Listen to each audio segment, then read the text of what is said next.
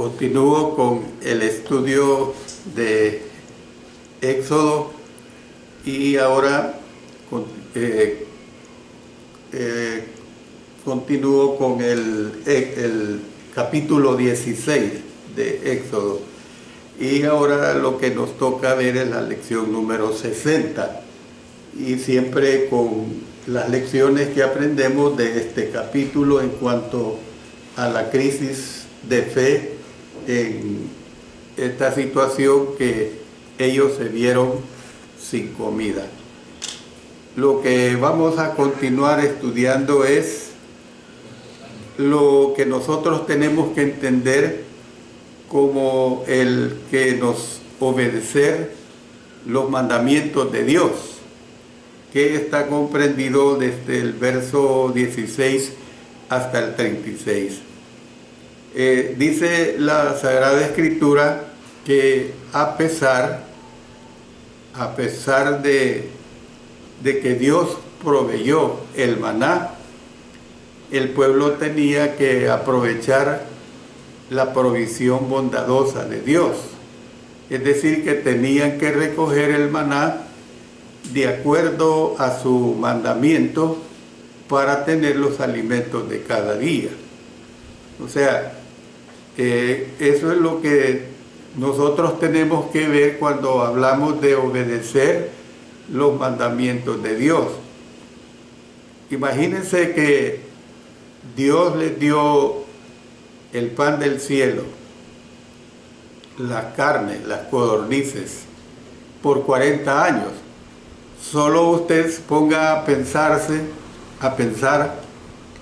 que Dios le dijera a usted: mire, usted no se preocupe por los siguientes 40 años, porque usted va a tener asegurada su comida todos los días de esos 40 años.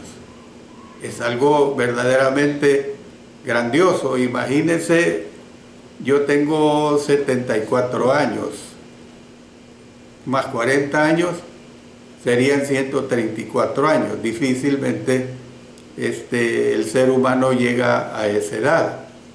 Si acaso tendré vida, será, Dios dirá lo mejor, 6 años, 10 años, no sé. Eso, la vida del ser humano está en las manos de Dios. Pero lo importante es entender pues que las bendiciones de Dios siempre las vamos a tener. Entonces, Dios dio mandamientos específicos sobre cómo había de recogerse el maná. Los israelitas hablan de recoger una cierta cantidad cada día y el doble en el sexto día y por supuesto nada en el séptimo día. O sea, el día de reposo había de ser un día de descanso. Esta instrucción probó 3 cosas. 1, la diligencia de ellos. 2, su fe. Y 3, su lealtad. ¿Por qué digo así en este orden? La diligencia de ellos, porque ellos tenían que trabajar. Es cierto que Dios les ponía el maná, la carne, pero tenían que levantarse temprano para poder recoger para cada día. Porque digo también que les probó su fe, era porque de esta manera ellos estaban convencidos de que Dios cumpliría pues con ellos. Y la número 3, su lealtad. ¿Por qué?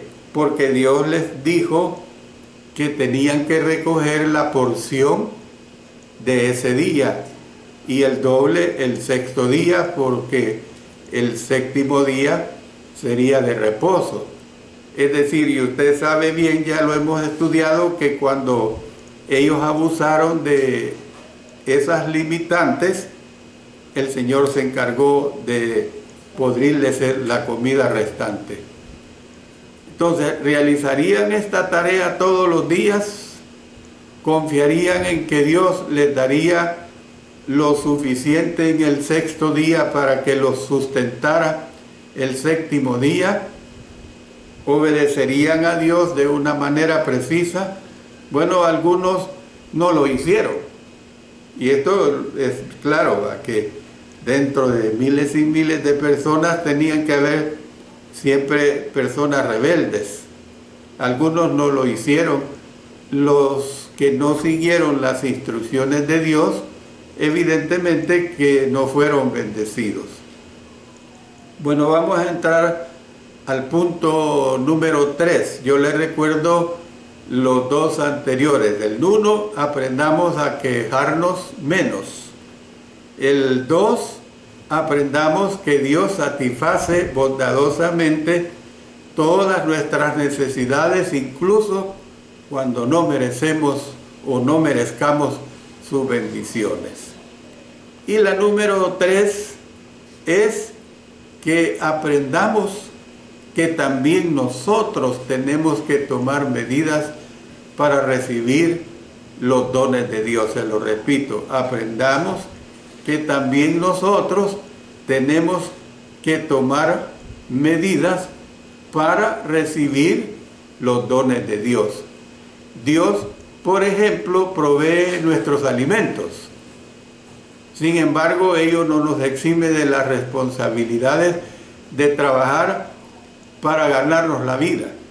Mire, generalmente si nosotros podemos, compramos la despensa ya sea para la semana, para 15 días o para el mes. ¿Cuál es la despensa básica? Frijoles crudos, arroz crudo. ¿Ve? Pero ¿qué sucede? Están crudos, por eso le he puesto el calificativo crudos. ¿Qué es lo que hay que hacer? Hay que cocinarlos, hay que cocerlos, pues. El arroz no lo va a comer así como lo compra de la tienda. Los frijoles lo mismo. Por eso es que estoy diciendo que Dios provee nuestros alimentos y que sin embargo ello no nos exime de la responsabilidad de trabajar para ganarnos la vida. Cuando Jesús, el pan de vida, caminó por las colinas de Palestina, los que deseaban ser bendecidos por él, es decir, participar del pan de vida, tenían que ir ¿a dónde? Tenían que ir a donde él estuviera. En otras palabras, tenían que buscarlo. ¿Ve? Es decir, participar pues del pan de vida. Tenían que creer en él y seguirle. El pan estaba disponible en el Señor, pero había que hacer la parte. Hoy en día, si queremos recibir el pan de vida en nuestras vidas, también tenemos que hacer algo. Tenemos que recibir a Cristo como nuestro Salvador.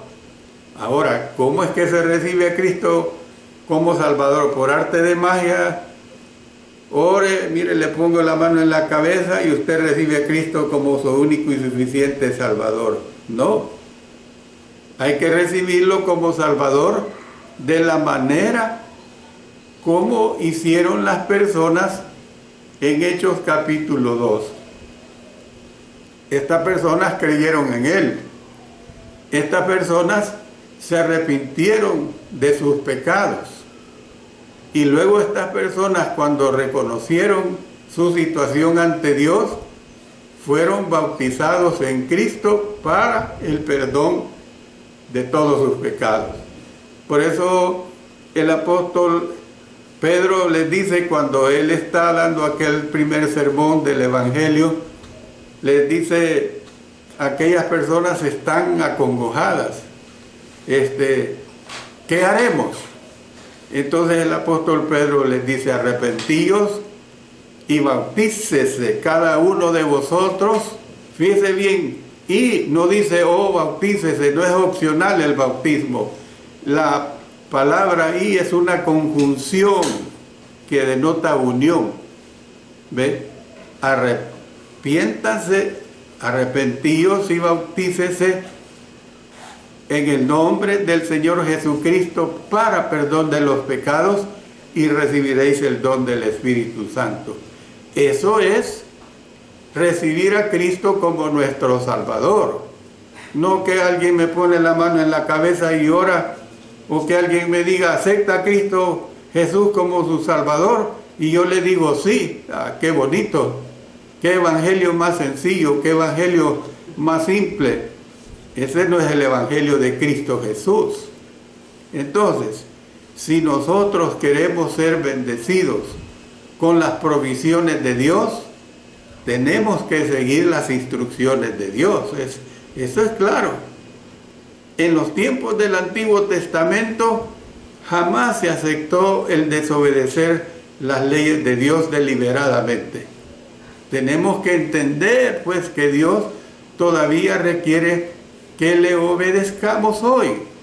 Mire lo que dice Mateo 7:21. No todo el que me dice Señor, Señor, entrará en el reino de los cielos, sino el que hace la voluntad de mi Padre que está en los cielos. Imagínense qué es hacer, esa acción. Nadie puede entender, esto es absurdo, el verbo hacer y quedarse sentado, quedarse sin hacer nada. No, es un verbo de acción. Hay un montón de verbos en nuestro idioma y en todos los idiomas que requieren acción.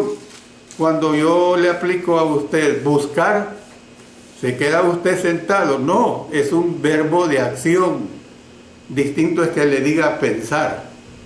Para pensar usted puede estar sentado, parado, acostado, porque es un verbo que va implícita la mente de uno. Pero hay verbos que no lo permiten, hermanos. Entonces, mire lo que dice Hebreos 5, 8 y 9. Y aunque era hijo, por lo que padeció, aprendió la obediencia. Y habiendo sido perfeccionado, vino a ser autor de eterna salvación.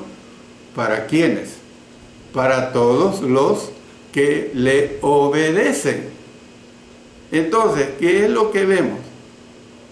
Desobedecer a Dios es privarnos a nosotros mismos de sus bendiciones y es merecer su castigo. Esa es la realidad. Si usted desobedece a Dios, usted se priva de usted mismo, pues, de recibir sus bendiciones, y por el contrario recibe el castigo de nuestro Dios. En conclusión de todo este estudio que he venido, estas 4 lecciones que he venido dando de Éxodo 16, puedo decir lo siguiente. Lo que se escribió en tiempos pasados se escribió para nuestra enseñanza. Dice en Romanos 15:4, porque las cosas que se escribieron antes para nuestra enseñanza se escribieron, a fin de que por la paciencia y la consolación de las Escrituras tengamos esperanza. Entonces, aprendamos del relato del maná.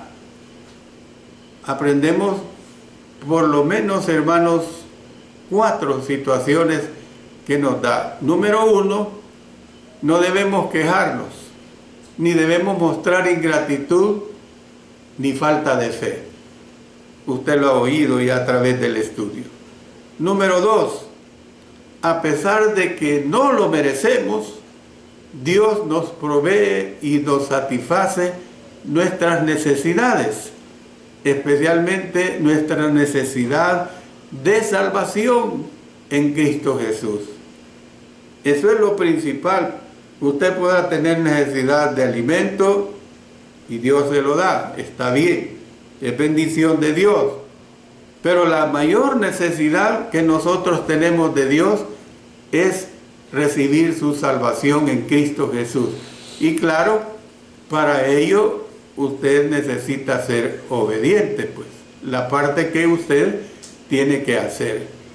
Número 3, tenemos que hacer algo para aprovechar la provisión de salvación que da Dios. O sea, lo que le estoy diciendo en esta declaración que hace un momentito le decía, recibir a Cristo como nuestro Salvador, pues.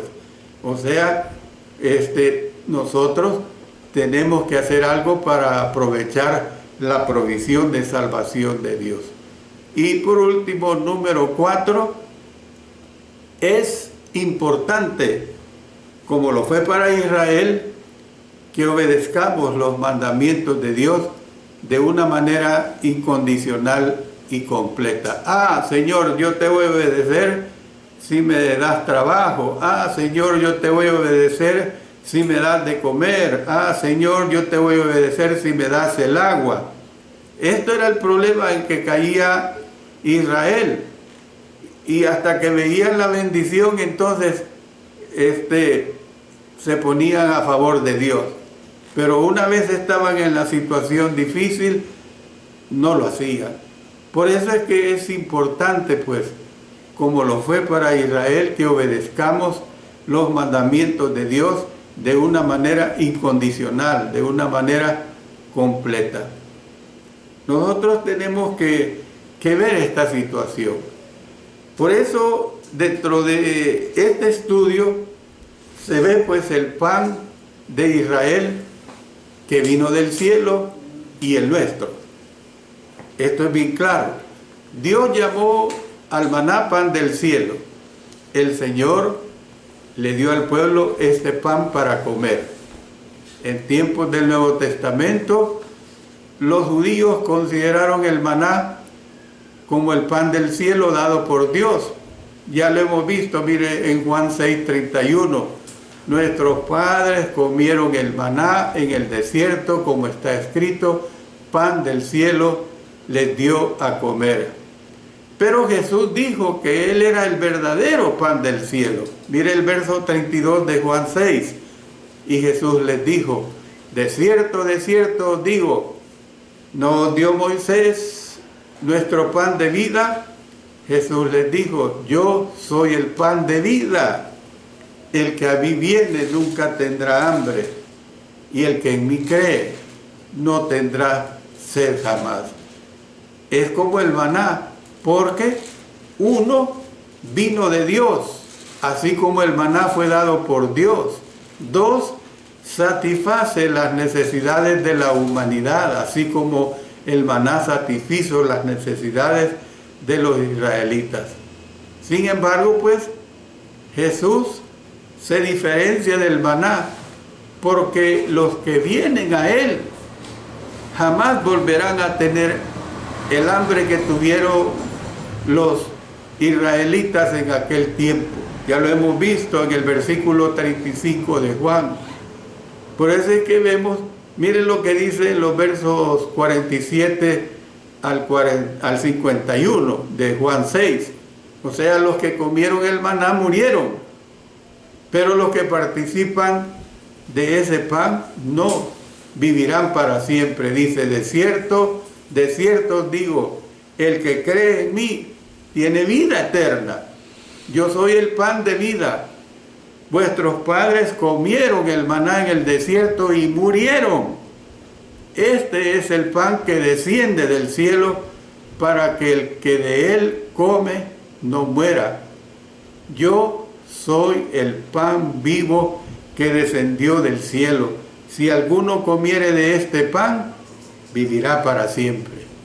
Y el pan que yo le daré es mi carne, la cual yo daré por la vida del mundo. O sea, tenemos que entender pues que es el pan nuestro de cada día. Tenemos que ver eso. Es decir, el pueblo tenía que depender de Dios cada día para su alimento. Tratar de guardar maná para el futuro no funcionó. Así también nosotros debemos hacer nuestra labor cada día, creyendo pues que Dios proveerá para nosotros.